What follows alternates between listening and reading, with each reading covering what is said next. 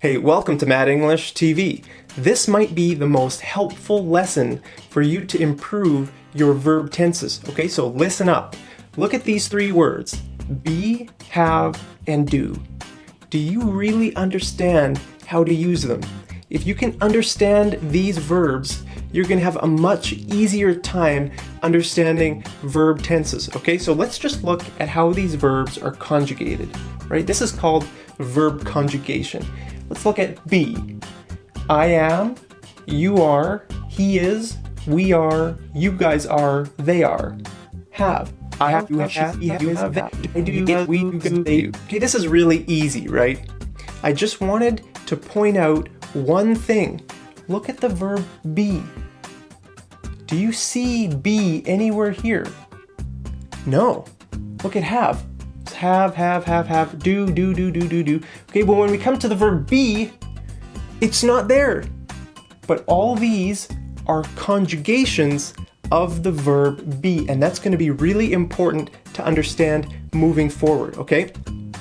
So each of these verbs, be, have, and do, have two functions. Oh, this is really important, okay? So pay attention. They each have two functions. They can be a helping verb or they can be a main verb. So let's look at an example. I am drinking water.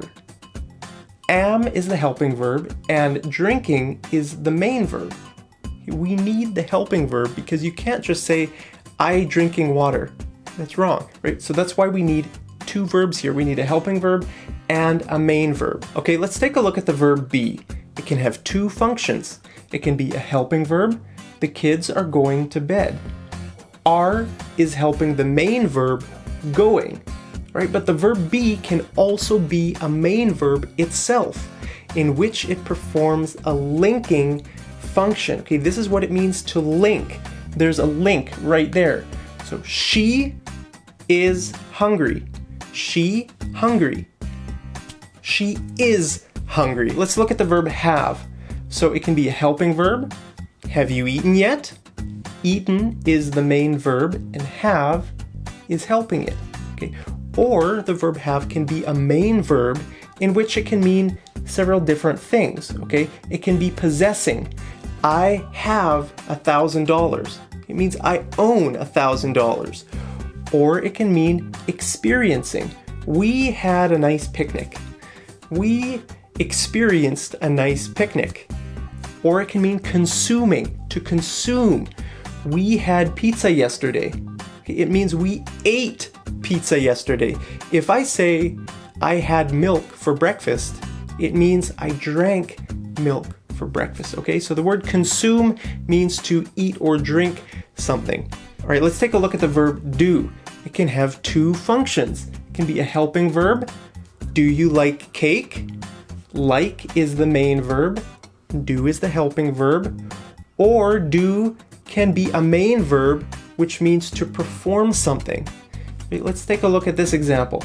I do well on multiple choice exams. It means I perform well on this kind of exam. You know what multiple choice exams are, right? Where you fill in the little circles. I'm actually really good at multiple choice exams. Back when I was in high school, I always did really good on multiple choice exams. Anyway, here are these three verbs, all right? If you can understand these verbs, be, have, and do, you're really gonna understand verb tenses a lot better. Okay, let's take a look at this example. I have been studying English for 2 years. That's a great sentence. Look, we have two helping verbs, have and been. And we have a main verb, studying. Okay, this sentence is actually the present perfect continuous tense in English. So I've already taught you one verb tense, right? So see, we have two helping verbs and a main verb. The mistake a lot of people make is they say, I study English for 2 years. What do you mean? Do you mean you studied English for 2 years in the past? Or you're going to study 2 years, or you're going to study English for 2 years in the future, or you're studying English right now? I have no idea what you mean.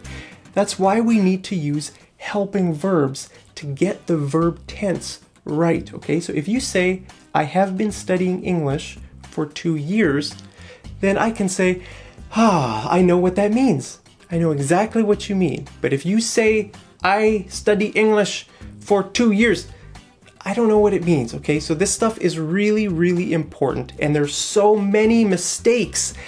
People from all around the world make mistakes with English verb tenses, and they're really challenging, but that's why I want to teach you in this series, and that's why this is the first series I'm making at Mad English TV, because this is really, really important, guys. Okay, so time for homework. Be, have, and do.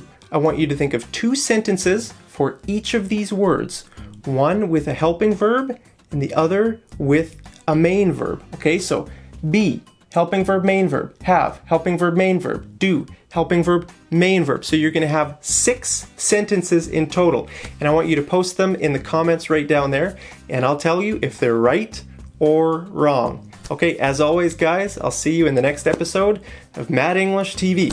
Take care.